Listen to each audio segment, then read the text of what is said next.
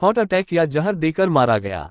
Tashkent में लाल बहादुर शास्त्री से जुड़ा वो राज जो कभी नहीं खुला। ताशकंद में भारत और पाकिस्तान के बीच 10 जनवरी 1966 में एक समझौते पर हस्ताक्षर हुए थे। इसके अगले दिन यानी 11 जनवरी को तत्कालीन प्रधानमंत्री लाल बहादुर शास्त्री का निधन हो गया था। इसे लेकर दो तरह की बातें कही जाती है। एक में कहा जाता है कि उनका निधन हार्ट अटैक से हुआ था, दूसरी के अनुसार उन्हें जहर दिया गया था। हाइलाइट्स: ताशकंद में भारत और पाकिस्तान के बीच एक समझौते पर हुए थे हस्ताक्षर। इस करार पर हस्ताक्षर करने के अगले दिन नहीं रहे थे लाल बहादुर शास्त्री। हार्ट अटैक या जहर दिया गया, आज तक कायम है उनकी मौत का रहस्य। नई दिल्ली। लाल बहादुर शास्त्री। जब भी यह नाम आता है सामने एक ही तस्वीर आती है, छोटा कद, साफ सुथरी छवि और सादगी वाला व्यक्तित्व। शास्त्री करीब 1.5 साल प्रधानमंत्री रहे। उन्होंने देश के पहले प्रधानमंत्री जवाहरलाल नेहरू के निधन के बाद पीएम पद संभाला था। यह आसान नहीं था। नेहरू का कद इतना बड़ा था कि उसे हर कोई मैच नहीं कर सकता था। शास्त्री ने इस वैक्यूम को भरने में समय नहीं लगाया। ये और बात है कि पीएम की कुर्सी पर रहते हुए ही कुछ समय बाद उनका भी निधन हो गया। ये देश के लिए बड़ा दुर्भाग्य था। 1966 में आज ही के दिन ताशकंद में उन्होंने अंतिम सांस ली थी। उनकी मौत बेहद रहस्यमय स्थितियों हुई थी। इसमें दो थ्योरी सामने सामने आती है। एक में कहा जाता है कि उन्हें हार्ट अटैक आया था, दूसरी के अनुसार उन्हें जहर देकर मारा गया था। आखिर ताशकंद में लाल बहादुर शास्त्री क्या करने गए थे? तब क्या हुआ था? स्थितियां कैसी थीं? प्रश्नवाचक चिन्ह। आइए यहाँ शास्त्री की पुण्यतिथि पर उस काली रात का रहस्य जानते हैं जो कभी खुल नहीं पाया। शास्त्री की छवि साफ सुथरी और बेदाग थी। अपनी सादगी के लिए वह मशहूर थे। जवाहरलाल नेहरू के निधन के बाद 9 जून 1964 को शास्त्री ने प्रधानमंत्री का पदभार संभाला था। वह करीब 18 महीने तक देश के पीएम रहे। उनके नेतृत्व में भारत ने 1965 की जंग में पाकिस्तान को करारी शिकस्त दी थी। तब अयूब खान पाकिस्तान के राष्ट्रपति थे। नेहरू के निधन के समय भारत और पाकिस्तान कश्मीर विवाद के शांतिपूर्ण समाधान के मुहाने पर खड़े थे।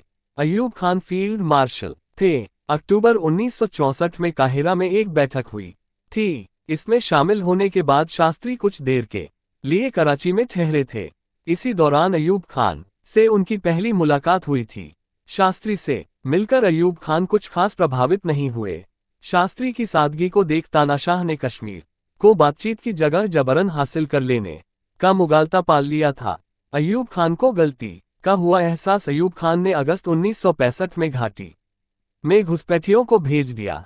धोती पहनने वाले कम कद के भारतीय पीएम को हल्के में लेना अयूब को भारी पड़ा। जब पाकिस्तानी फौजों ने चंबा सेक्टर में हमला किया तो शास्त्री ने पंजाब में मोर्चा खोलने की मंजूरी दे दी। भारतीय फौजें लाहौर कूचकर गईं। भीषण संग्राम हुआ। भारत ने पाकिस्तान की 1 एकड़ जमीन कब्जे में ले ली थी।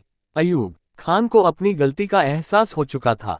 संयुक्त राष्ट्र की पहल पर 22 सितंबर से संघर्ष विराम हुआ। इसी के बाद ताशकंद का चैप्टर शुरू होता है। 1965 की इस जंग के बाद भारत और पाकिस्तान में कई दौर की वार्ता हुई।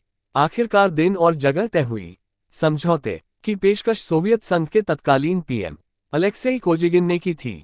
करार में कहा गया था कि भारत पाकिस्तान की सेनाएं जंग से पहले वाली स्थिति पर चली जाएंगी। इसमें युद्धबंदियों की रिहाई के साथ द्विपक्षीय संबंध सुधारने की भी जिम्मेदारी तय की गई थी।